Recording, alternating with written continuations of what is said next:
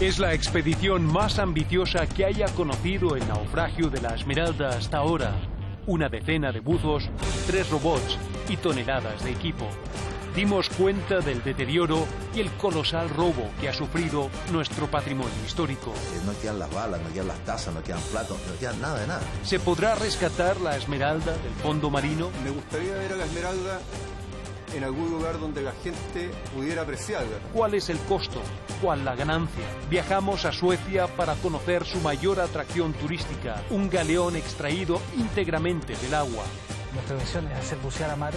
Si bien se ha entrenado harto, no está acostumbrado al sistema. Buceamos hasta el fondo de la tumba más importante de Chile para conocer su estado. Amaro, ¿me escuchas? Y casi perder la vida en el intento. Atento, Amaro. ¿Qué le pasa a Amaro?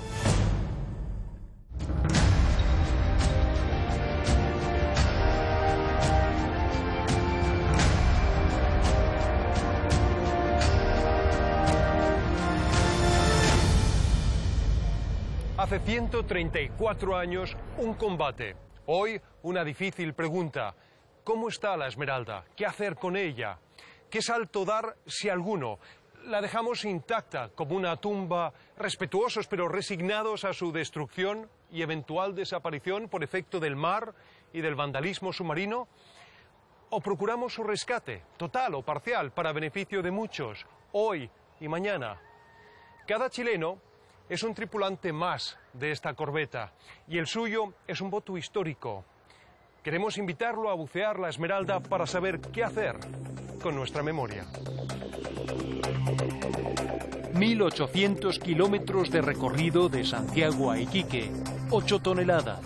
Es el traslado del más sofisticado equipamiento de buceo para una expedición que bajo el agua no superará las 3 horas, pero cuya hazaña será diagnosticar en qué estado se encuentra el naufragio más importante de Chile.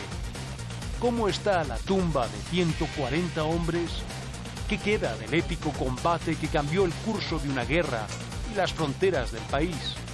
Tenemos una mezcla de varias tecnologías que permiten aumentar, digamos, el tiempo de fondo y la seguridad del bus.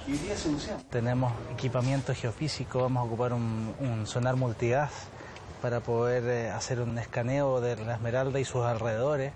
Esta es una expedición absolutamente diferente. Son equipos de última generación. Desde el punto de vista audiovisual, en esta inmersión lo que vamos a hacer es bajar 4 o 5 cámaras de video de alta resolución. Lo más probable es que empiecen a aparecer detalles que sean muy interesantes. Alexis Rovira, Felipe Monguillo, Marcelo Leiva y Fernando Landeta son los buzos más calificados de Chile y también los mejor equipados.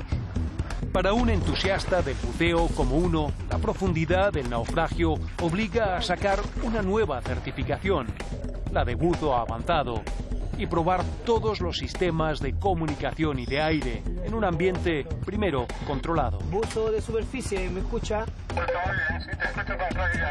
Y de la piscina al mar.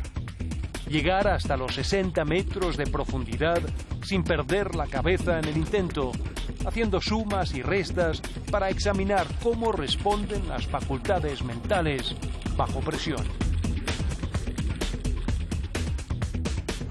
Primer chapuzón de prueba, probando los equipos, probando la full face.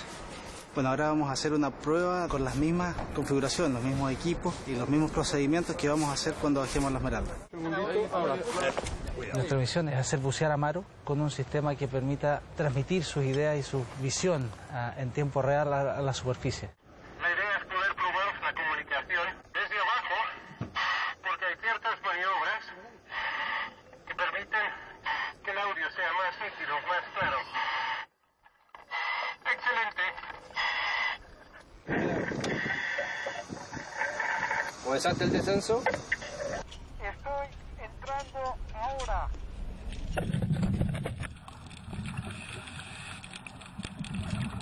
Si bien se ha entrenado harto, no está acostumbrado al sistema. No hay ninguna operación de buceo que no tenga riesgo. Va a estar haciendo ejercicio. Va a tener que, aparte de respirar, hablar. Entonces eso Eso sin duda que lo va a llevar a otro plano. Amaro, ¿me copias? Te copio perfecto. Estoy estable. La visibilidad escasa de 1,5 metros. Es un naufragio histórico. Tiene una carga emocional muy grande. Por lo tanto, las primeras veces esa ansiedad es la que te puede jugar en contra. La máscara perfecta. Bucear la Esmeralda es un ritual solemne. Es aventurarse al corazón de una tragedia que por su magnitud adquirió ribetes de heroísmo.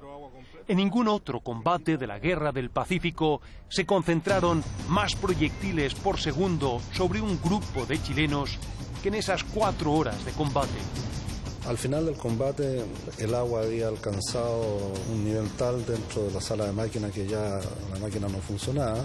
Capitán de navío, ingeniero naval mecánico y connotado historiador de temas marítimos, Carlos Tromben. Cuando se produjo el tercer espolonazo, el Huáscar había disparado con sus 2 cañones principales y esto había causado una enorme cantidad de bajas dentro del personal que había abandonado su puesto en la máquina porque ya estaba casi totalmente inundada, y en la Santa Bárbara, y se había congregado en la cámara de Guardia Marina, y ahí murieron la totalidad de los que se encontraban en ese lugar. La corbeta queda herida mortalmente. Es un sepulcro flotante. El tercer espolonazo del Huáscar es la estocada final. Provocó que la inundación se hiciera incontrolable y el buque empezó a hundirse por la proa. Son las 12:10. Se escucha por última vez la corneta del grumete Pantaleón Cortés.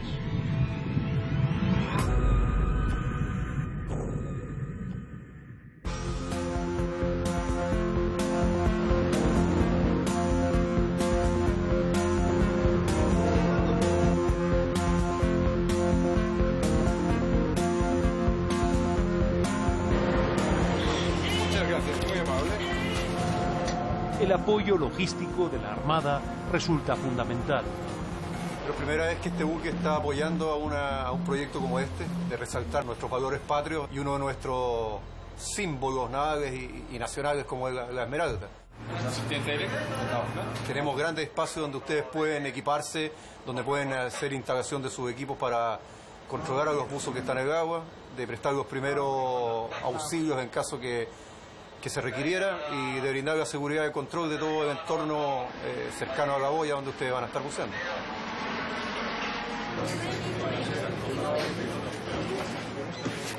Se juntó un equipo muy bueno, con muy buena tecnología, en la robótica submarina. La idea es obtener el máximo detalle del registro para intentar dilucidar o estimar el grado de integridad estructural de la Esmeralda. Fondo. Vamos a normalizar la profundidad. Oficial de guardia, diríjase al punto fondeo. Azura mi guante. No somos los primeros ni seremos los últimos en bucear la Esmeralda. Una posta de trabajos audiovisuales permite, por contraste, apreciar el deterioro de la corbeta en esa otra contienda desigual desde su hundimiento, la lucha contra el mar y el vandalismo submarino. Justo en ese entonces, el año 75, llegó a la dirección de ingeniería, que era donde yo estaba, un equipo de televisión submarina. Y yo partí entonces con la idea de que por qué no filmamos la Esmeralda, y salió un documento que se llamó la Esmeralda sumergida. Fernando Landeta participó en el primer registro visual, una expedición junto al doctor Alfredo Cea Egaña y el cineasta Rafael Sánchez. Imágenes en blanco y negro en 1975. Imágenes a color un año más tarde, en 1976. Todos, la primera vez que bajamos, cuando llegamos a cubierta, era una explosión de emociones.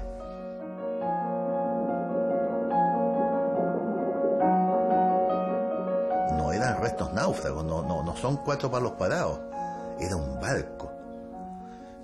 Con cañones, encontramos botellas, encontramos la enfermería con pottage de remedio, todo, un buque entero. Nadie se había sacado nada, era tal cual el buque se hundió.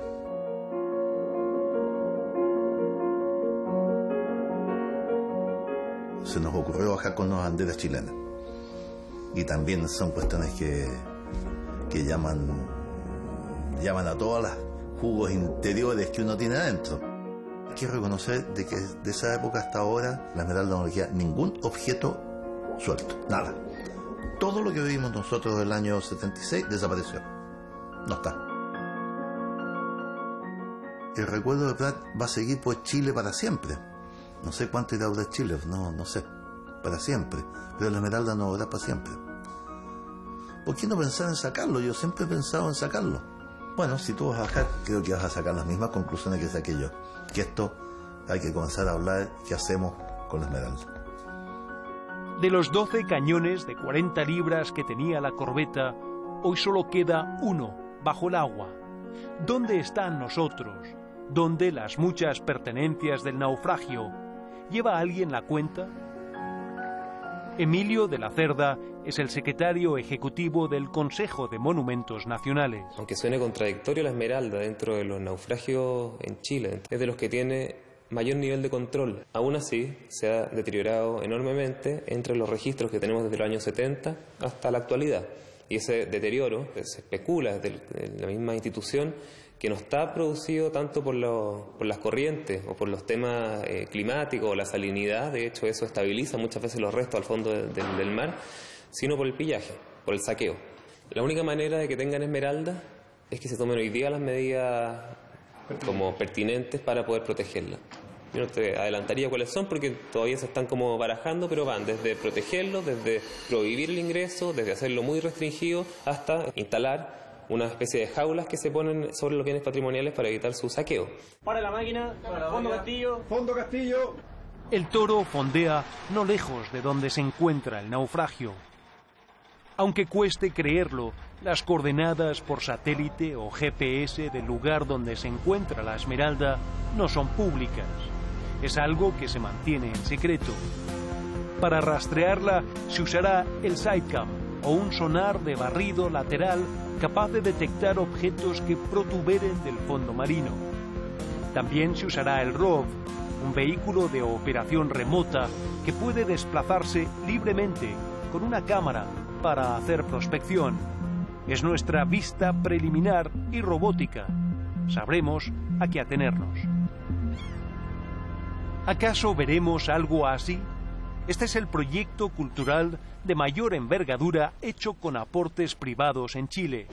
Es la réplica más fidedigna y es un salto al abordaje de nuestra historia, iniciativa de trabajadores mineros. Quisimos dar un regalo a Iquique para el Bicentenario. Y ahí dijimos, ¿qué podemos hacer? Y consultamos a los trabajadores y afortunadamente todos o la mayoría se refirió al tema de la Esmeralda en distintas situaciones. Y desde el 2004 hasta aproximadamente el 2009 se recabó toda la información que se requería para poder construir el proyecto. Y sin tener ningún antecedente fidedigno sobre la Esmeralda. ¿Por qué? Porque no existían. Con la Esmeralda se hundieron sus planos. La fotografía era un recurso poco utilizado en la época y en la primera mitad del siglo XX mueren los últimos sobrevivientes de la corbeta.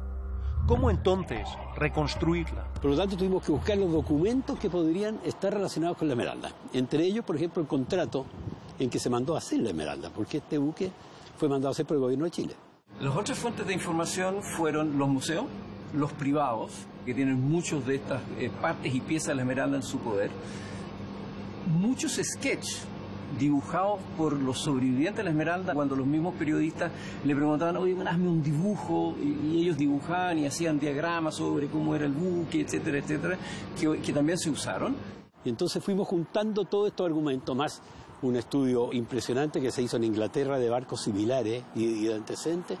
Y bueno, por último, lo más importante, la Esmeralda que está hundida allá abajo, digamos. Hay cosas específicas que las fusiamos específicamente para el museo. Y pudimos llegar a lo que es la réplica más fidedigna posible de la Esmeralda. Por lo tanto, hubo un trabajo en los restos de la Esmeralda en conjunto con toda la otra documentación que se pudo obtener. La réplica está tan bien lograda que resulta emotivo visitarla.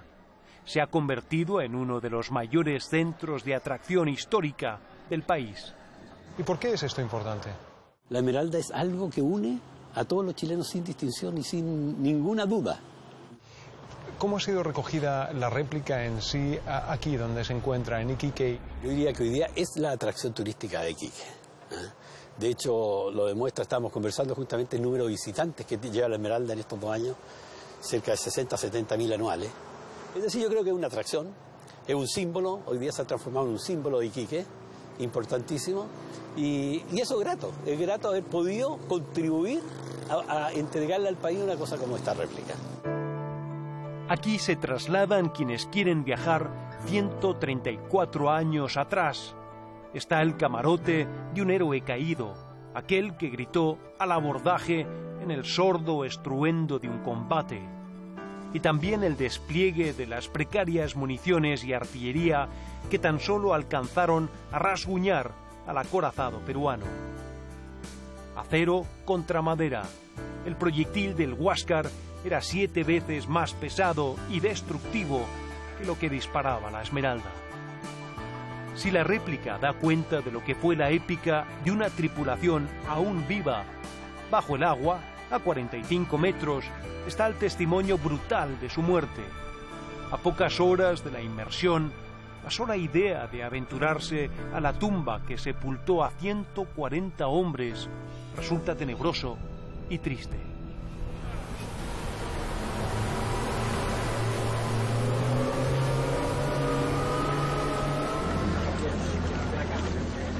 Llévate el rol para allá con el umbilical, ordénelo, y me pasa la punta hueá por la ventana. Que me orienten el rol más o menos de la boya.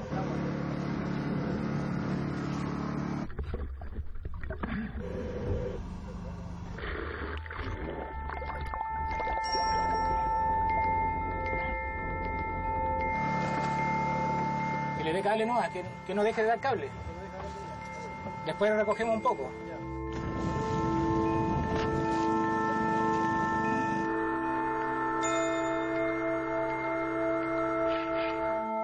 Mira, ahí hay algo, ahí hay algo. Pablo.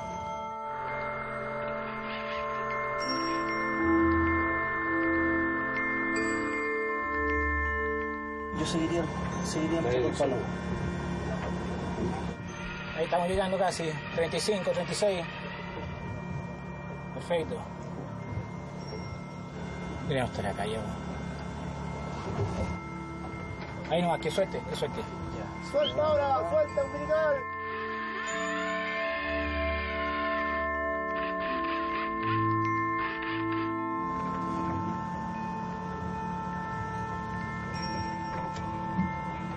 Ahí está. Ahí está.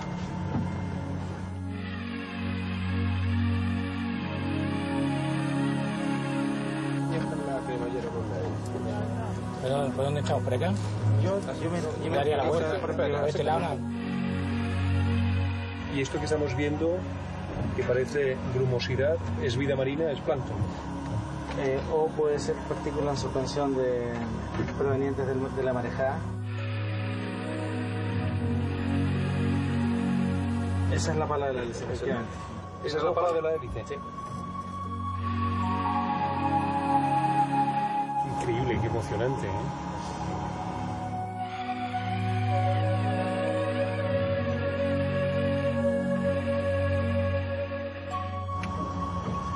Se ve muy bien, ¿eh?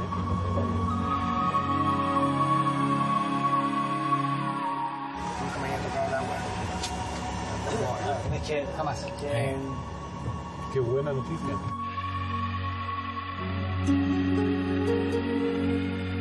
Esto es fortuito, pasa y es auspicioso, una buena señal.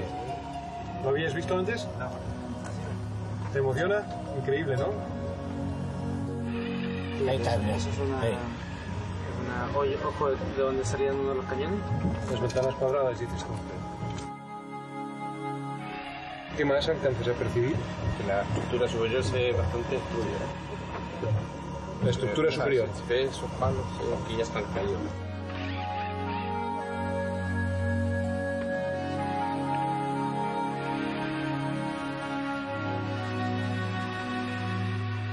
Han sido 45 minutos de imágenes de robot, más o menos a unos 35 a 40 metros. Increíble la claridad del agua, cosa rara y muy afortunada. Estamos a pocas horas de la inmersión, momento emotivo. Ojalá las condiciones se mantengan. Muy ansiosa.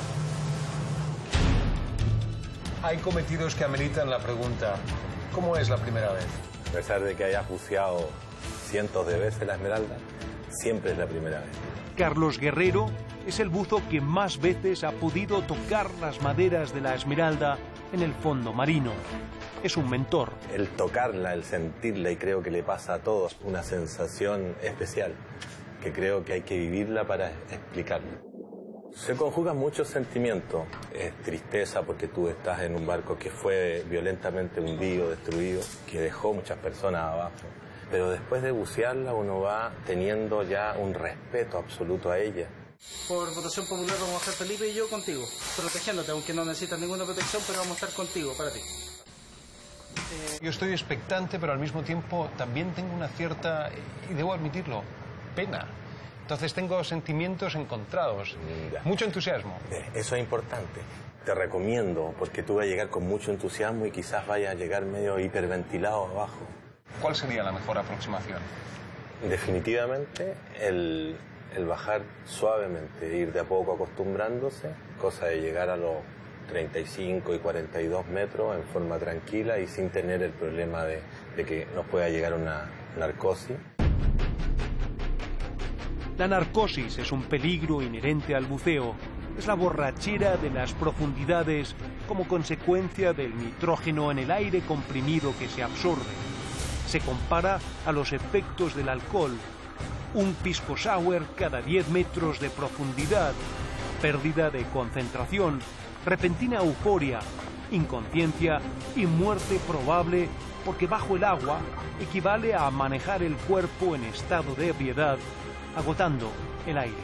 Puede ser hacer cosas muy osadas, hay gente que incluso alucina, ve cosas que no están pasando. Aquí nos vamos a la cámara hiperbárica, es un requerimiento de la Autoridad Marítima para ver nuestra tolerancia a la profundidad simulando un buceo en seco. Lo importante al ingresar a la cámara hiperbárica son las medidas de seguridad. Yo tengo experiencia directa, tuve que sacar de hecho a mi señora desde la Esmeralda con un problema muy grave de narcosis. La ansiedad, bajó muy rápido y le jugó una mala pasada. Ella pensaba que no tenía aire. Ella veía que su manómetro se iba a cero. Y no fue así, porque en el fondo yo le cambié todos los reguladores, incluso le pasé el mío que yo estaba respirando, y también me dijo que no tenía aire. Descendiendo. Cámara de control, comienza ascenso. Hicimos un ascenso de emergencia y ella a los 20 metros se perdió el conocimiento.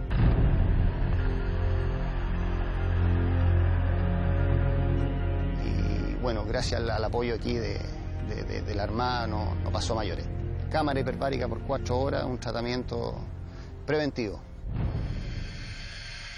La cámara hiperbárica es un cilindro metálico que simula la exigencia del buceo. ¿Cómo responde el cuerpo ante el peso? Ya no de una atmósfera como cualquier mortal, sino 2, 3, 4 y hasta 5. Se procederá a ventilación. Profundidad y presión. El tonelaje de una enorme masa de agua sobre el cuerpo es lo que se pone a prueba.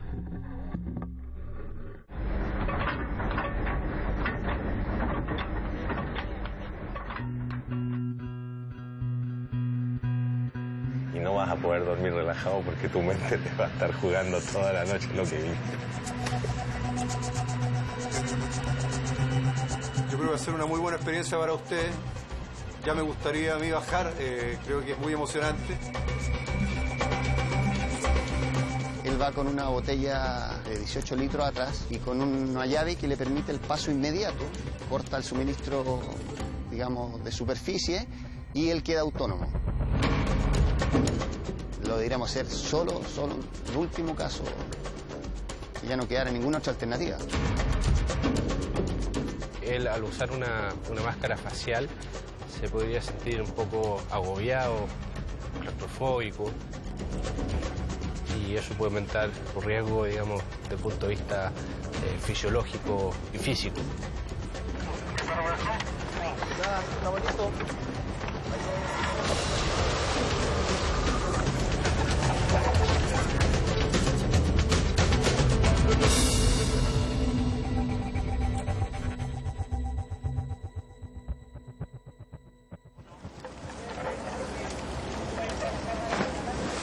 Quiero decir algunas medidas básicas de seguridad. Siempre en pareja, de manera de ayudarse en caso de alguna dificultad. Cumplir estrictamente el plan de buceo programado. Si alguien tiene algún problema en igualar presiones, abortar el buceo. Mucha suerte. Gracias.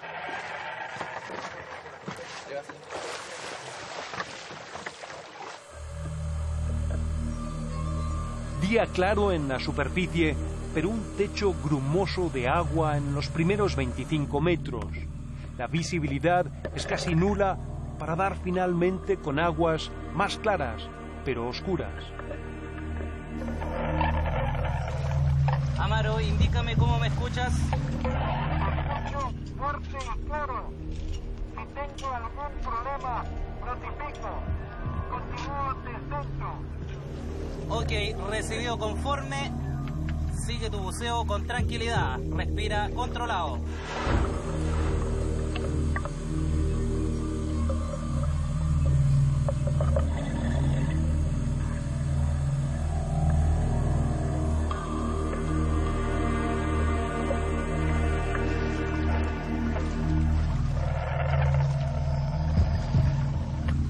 Buzo, ¿me puede indicar en qué lugar te encuentras?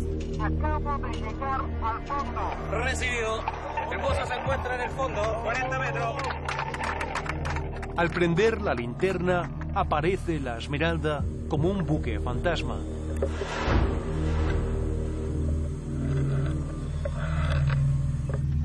Amaro, ¿cuál es tu estado?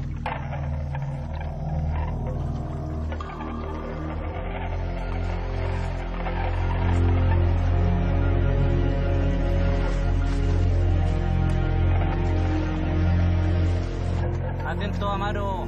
Amaro, ¿me escuchas?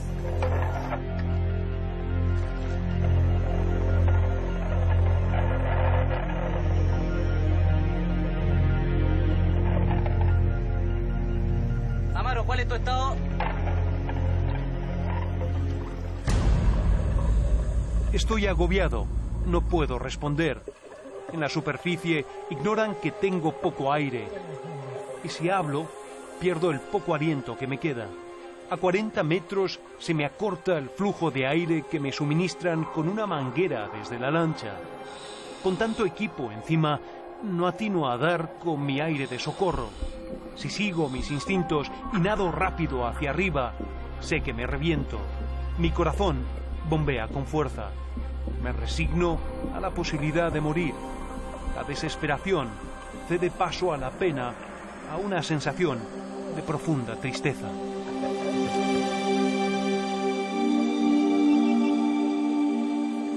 Mi compañero, Fernando Landeta, percibe que hay un problema. Piensa que es la máscara hasta que finalmente abre la llave que yo no encontraba, la de mi segundo equipo de aire. Gesticulamos. Subamos, me indica, y le respondo que no. Quiero estabilizarme.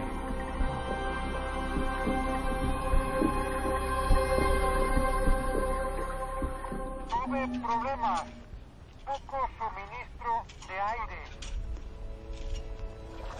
Indícame tu estado, ¿cómo te sientes? Ahora estoy bien. Entiendo, ¿estás bien? Bien. Pocos minutos después continuamos el buceo. Para mí era importante sacarme el miedo de encima, perseverar en el intento.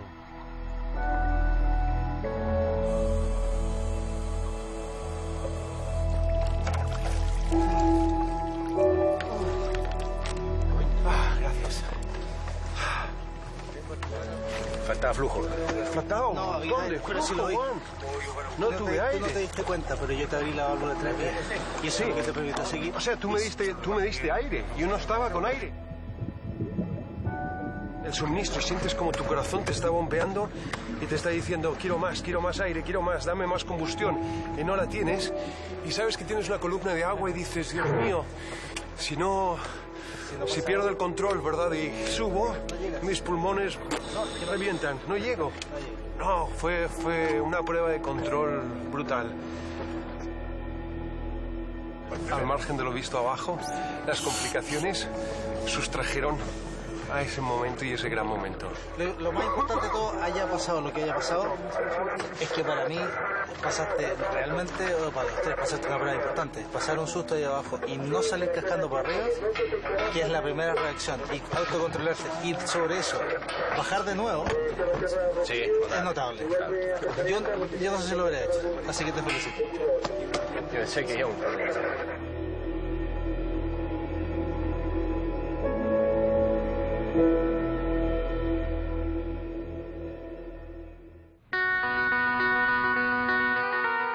Quizás sentir la proximidad de la muerte al bucear la Esmeralda por primera vez no haya sido enteramente casual. La tripulación de la corbeta me puso en su lugar. La entrega, la sensación de abandono, la desesperación por vivir, la resignación ante la muerte y la tristeza del adiós a una familia. En mi caso, fui asistido. Ellos nunca lo fueron. Y su abnegación fue total. Eran muy hombres, siendo muy jóvenes. 200 pililos del mar. Era el término despectivo con el que se referían a la tripulación otros marinos. Grumetes imberbes, artilleros reclutados a toda prisa y 20 marineros extranjeros de un total de 200 hombres. Pero estos pichones de marinos lo entregarían todo. No había vendas ni torniquetes suficientes aquí, en la enfermería. Había que echar arena al resbaloso piso por la mucha sangre derramada, y esa sangre es hoy la tumba a 45 metros de profundidad. Eran mayoritariamente marineros jóvenes, muy jóvenes, porque los más experimentados se habían ido con la escuadra hacia el Callao. Particularmente los cornetas, uno conoce el caso de Gaspar Cabrales, etcétera, niños que tenían apenas 12 años, 14 años, digamos, y fallecieron en el combate. Tienen que haber estado muy asustados, creo yo. En una tierra hostil, ellos estaban en Perú, no estaban en Iquique, tú lo piensas que es chileno, pero no, era peruano. Y en el muelle, en tierra, había gente que estaba disparándole y venía un tremendo acorazado en contra de ellos. El liderazgo de los oficiales tiene que haber sido importante. Aquí no se replica el choque, pero se imagina la corneta y el tambor que comienzan a batir zafarrancho de combate, los tripulantes que surgen de las escotillas y se reparten en cubierta y también en arboladura, fusileros, artilleros, las bocas de los cañones asomadas y la triste e irónica paradoja. La nave, que se suponía no iba a combatir, tendría el más encarnizado choque de todos. El primer espolonazo, yo creo que fue muy bien hecho por el Huáscar, porque los espolonazos eran, venía el espolón, venía toda fuerza adelante, antes que chocara, daba toda fuerza atrás para no quedar metido.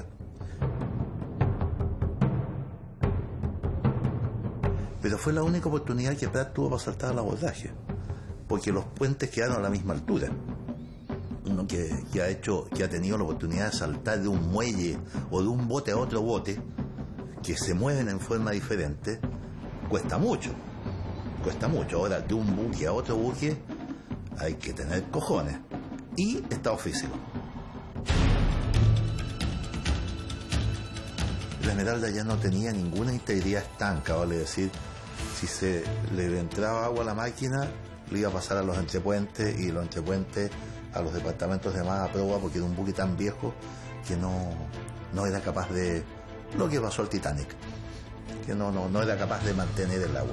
En un buque de madera, como era la Esmeralda, la mayor cantidad de bajas se debe al desprendimiento de astillas a gran velocidad, que causan heridas que resultan a veces ser mortales. Y fueron 3 espolonazos, 3 entradas de agua. sin capacidad de achicarla, porque y la gente estaba para pelear, no para achicar agua, porque tú podías haber secado a mano, pero la gente estaba para pelear. Indudablemente que la gente que no estaba en condiciones de nadar o no sabía nadar, y los que ya habían fallecido en combate porque estaban moribundos, indudablemente se hundieron con el buque.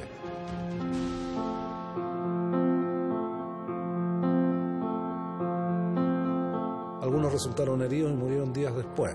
De los 200 hombres que había en la Esmeralda, aproximadamente la mitad murió en el combate.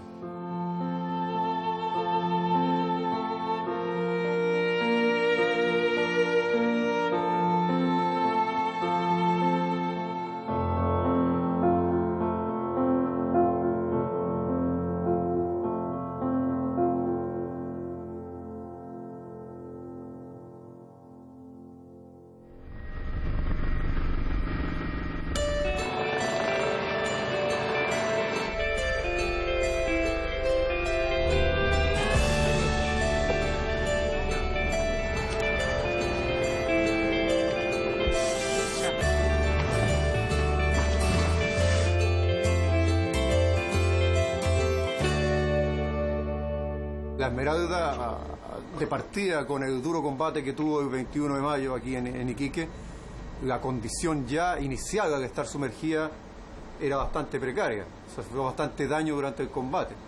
Ahora, al paso del tiempo, más de 100 años bajo el agua, el ambiente salino va deteriorando lo que es madera y lo que es fierro. La parte media de la Esmeralda se encuentra bastante estructurada. No así los sectores de estribor, proa, donde tienen los polonazos, que ya se nota derrumbe más considerable. Ha sufrido un deterioro natural producto de la vida marina y que está sometida a diversos factores de deterioro bajo el mar. Además, con el paso del escáner a 37 metros de profundidad y tan solo 500 de la Esmeralda, descubrimos algo: la presencia de un emisario proveniente del sector Punta Negra. Es la cañería que desemboca aguas hervidas al mar, desechos orgánicos vertidos próximos a la Esmeralda. ¿Ustedes estaban en conocimiento de esto? No. Analizamos si es que esto pertenecía a algún estudio de impacto ambiental, si estaba catastrado, y no está en los registros del Consejo Monumento ese emisario. La descarga del sector norte de Iquique y Alto Hospicio, desde agentes químicos a material fecal. Los efectos sobre la histórica corbeta, desconocidos. Hablemos también de la piratería en sí, lo que ha sido el robo. Lo que más ha desaparecido es el bronce que quedó abajo, obviamente, por el valor que tiene para la gente que los comercializa. Me consta que hay personas que pagan por obtener restos de estas, en general de los pecios, de los naufragios, y ciertamente de la Esmeralda. ¿Y quién no quiere tener algo de la Esmeralda en la casa? ¿Quién? Sin duda fueron muchos objetos removidos del naufragio, donde está la Esmeralda. Y actualmente, a medida que fue pasando el tiempo, se fueron incrementando las medidas de seguridad y de protección para proteger este valiosísimo patrimonio histórico del país. Parte de esa protección supone que la boya que indicaría dónde está la Esmeralda, ciertamente, ¿verdad?, no corresponde al lugar. La posición real es solamente conocida por algunos, específicamente por la Marina, y no se difunde su posición, objeto no evitar su deterioro producto de usos que en forma malintencionada puedan extraer cosas de la Esmeralda. ¿Cuánto se gasta para poder protegerla, cuidarla? En la Esmeralda se gasta 0 pesos, no se gasta nada en protegerla. No hay recursos para hacer esto. La protección señala que son los propietarios los que tienen que hacerse cargo de estos bienes. ¿Ya? En este caso, el sitio arqueológico es propiedad del Estado. Pero no hay recursos directos para la conservación de esos sitios. ¿Cuál es el diagnóstico de nuestro más entrañable naufragio? ¿Qué se puede concluir después de este buceo y otros que lo precedieron? En Iquique hubo un maremoto muy grande, hubo 2 maremotos, y se hundió un buque que se llamaba el Independence. Si guardamos la proporción, vemos que un buque de madera, hundido más o menos al mismo tiempo. La Independence quedan restos. 4 cuadernas paradas, 5 cuadernas paradas. A 75 kilómetros de Iquique está Pabellón de Pica. Es lo que podría ser el epílogo de la Esmeralda, si optamos por no hacer nada. Hay una embarcación de características similares. Queremos bucearla.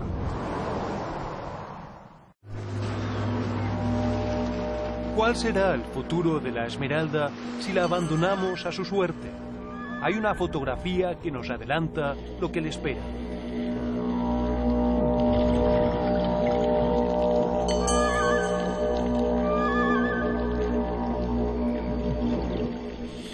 A escasos 20 metros de profundidad está el Independence, un clipper, un barco comercial de características muy similares a la Esmeralda y que transportaba guano en la época. A diferencia de la corbeta, su estructura es apenas discernible. Aquí se observa la degradación, la pérdida de todo vestigio.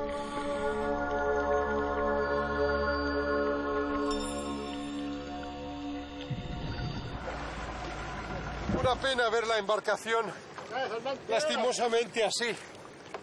Es un par de columnas que se asoman.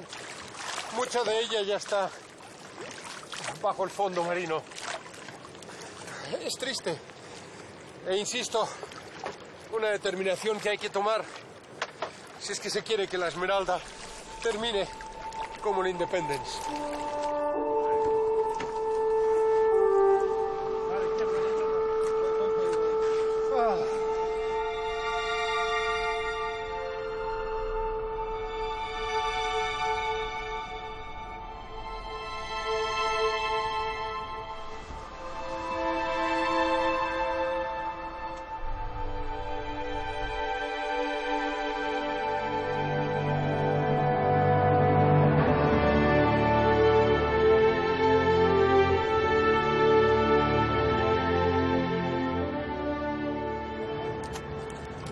Excelente esto para ver. Abajo está muy oscuro, aunque aquí reine el sol.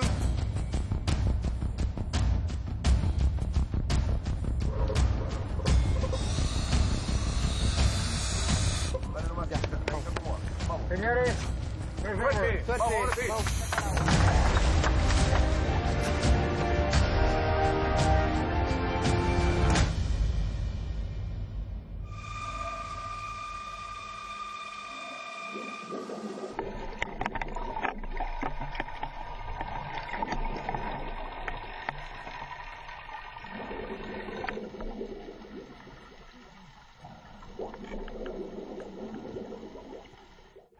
Esmeralda, a la vista.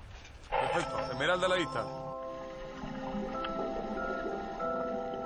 Los boos que cruzan la nave de estribor a babor mantienen la estructura.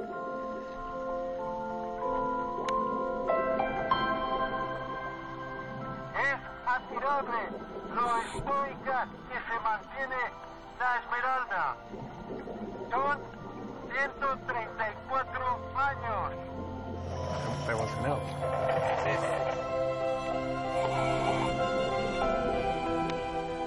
Una cosa es leer la historia, otra, muy distinta, es acariciarla. Vemos apenas un solo cañón. El pillaje ha sido brutal.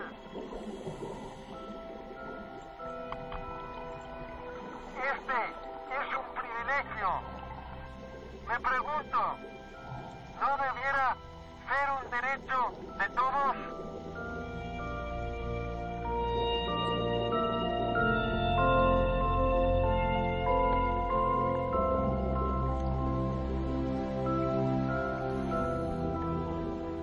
Aquí la hélice detenida, la historia congelada.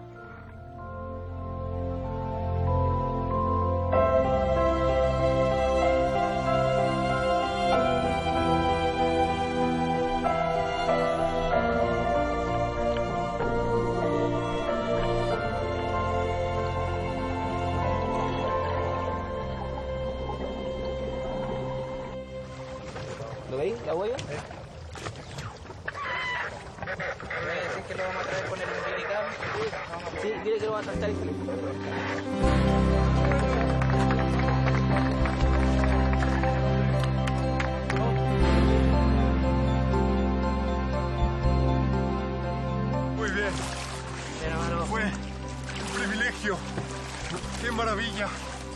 visibilidad conmueve y mucho, porque te acuerdas de la historia y la percibes.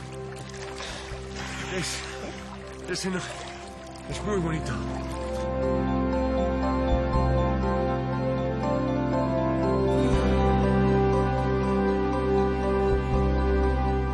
No tenía ganas de salir.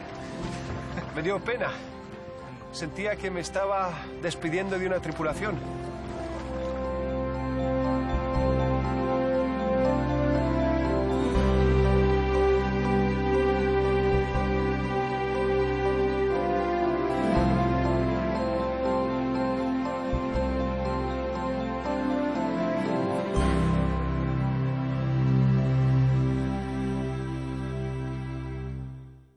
¿Qué hacer con nuestra memoria? ¿Nos quedamos con una ejemplar réplica de nuestro naufragio más importante o vamos por su rescate, total o parcial, antes de que la Esmeralda desaparezca por completo? Se lo preguntamos a los iquiqueños. Pero sí pienso que puede ser algo bueno, más que nada para la juventud hoy en día, que saben muy poco en realidad lo que es historia. Según mi opinión mía, yo creo que la historia hay que mantenerla donde está. Hay otras cosas que son prioritarias aquí en esta, por lo menos para esta ciudad. Nos da la oportunidad a todos los iquiqueños y a todo el país, obviamente, de conocer físicamente lo que siempre ha hablado nuestra historia. Bueno, está bueno. ¿Qué dicen quienes han tenido el privilegio de bucearla o quienes la han estudiado? A mí en lo personal, esto es una opinión muy personal mía, me gustaría ver a la Esmeralda en algún lugar donde la gente pudiera apreciarla también. Es infinitamente más importante que esté fuera a que esté ahí abajo cada día deteriorándose más. En ese caso yo creo que deberíamos hacer un esfuerzo por rescatarlo, porque ¿qué objeto tendría perder un patrimonio tan importante para nuestro país? Yo creo que la Esmeralda es una tumba y debe ser respetada. ¿Qué es lo que le hace mejor al país? Tener un buque etéreo hundido en el agua que lo ven unos pocos, que se destruye con el tiempo, o hacer un esfuerzo, levantarlo y subirlo. Lograr con eso reencantar a nuestro país con su historia y con su patrimonio cultural y propio del país. Mira, no es una posibilidad que se maneje y de hecho es una posibilidad desaconsejar, no solo en el caso chileno, el contexto internacional relacionado al patrimonio subacuático desaconseja la sacada de los restos del fondo del mar, salvo riesgos evidentes que afecten su conservación. Ni en esta conversación ni en otra vamos a decidir si la sacamos o no, pero discutámoslo. Los suecos hicieron esa misma pregunta.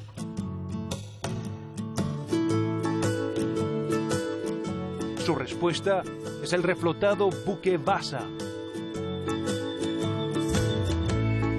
Viajamos para conocer lo que supuso ese titánico esfuerzo, los costos, pero también las ganancias hoy y para la posteridad.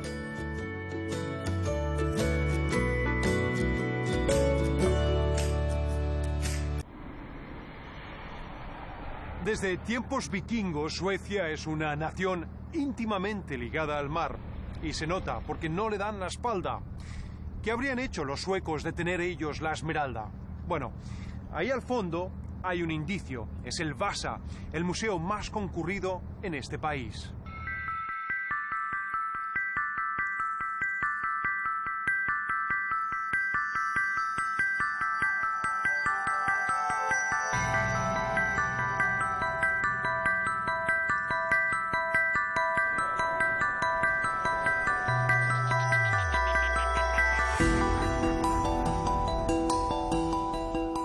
Se trata de un magnífico galeón hundido en 1628, 200 años antes que la Esmeralda. El buque de guerra más costoso y más adornado de Suecia en la época. 1000 robles, 64 cañones y centenares de esculturas. Una nave inestable que apenas es lanzada a la mar, se ladea con el viento, pierde su equilibrio y se hunde. Bueno, el principal obstáculo fue cómo levantar este barco. Es decir, en ese tiempo eran más de 100 toneladas de roble que debían ser levantadas. porque debían moverlo poco a poco hacia aguas menos profundas, antes de que pudieran hacer el levantamiento final. Su rescate fue una campaña nacional, un hito mundial. 4 años después de iniciados los primeros trabajos, se asomó a la superficie después de permanecer más de 3 siglos bajo el agua. Después del salvataje, el barco fue rociado con agua para que no se secara y encogiera. El casco fue conservado sustituyendo el agua con una mezcla de polietileno o cera. Y luego lo que hemos hecho es este lugar en donde estamos. Tiene un clima absolutamente estable. Se ahogaron unas 50 personas. Cerca del buque se han encontrado 25 esqueletos. Cuando hablamos de problemas éticos, restos humanos y cosas así, sí, hay que pensarlo. Pero no tuvimos un debate acerca de eso. Las personas se oponían al levantamiento por la razón de ¿por qué habría que levantarlo si era muy costoso? Y no sabían que a la larga se ganaría más dinero en este museo. ¿Se sostiene solo? Sí, se sostiene solo. Y nosotros ayudamos a sostener a otros 2 museos marítimos en Suecia. Por supuesto, en el inicio es un gran costo. El de levantar, rescatar, excavar y especialmente los costos de conservación. Es mucho dinero. Pero si se puede sostener y construir un museo, el dinero retorna multiplicado muchas veces.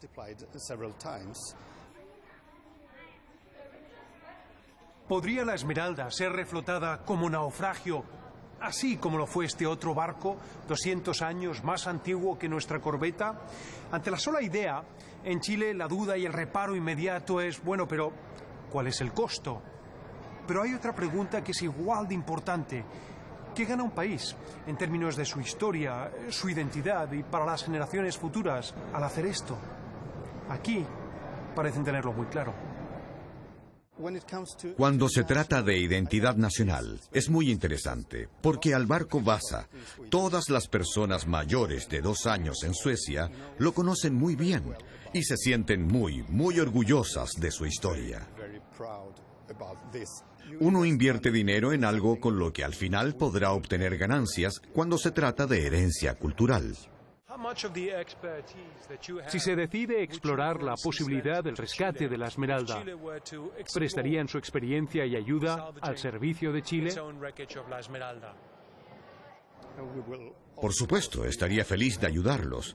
Hemos hecho eso anteriormente con otros países, pero nunca en Latinoamérica. El rescate, el armado y la conservación del buque es posible. Es lo que han demostrado los suecos. Solo como referencia, sin sugerir su ubicación final, así se vería la Esmeralda en la estación Mapocho. La ocuparía por entero. Los mástiles quedarían unos 10 metros afuera.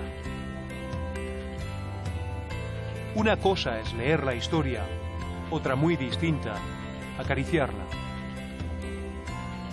¿Podríamos rescatar nosotros la Esmeralda? ¿Explorar al menos la posibilidad? La tripulación de la corbeta fue heroica porque pagó el costo más alto y ofrendó su vida por Chile.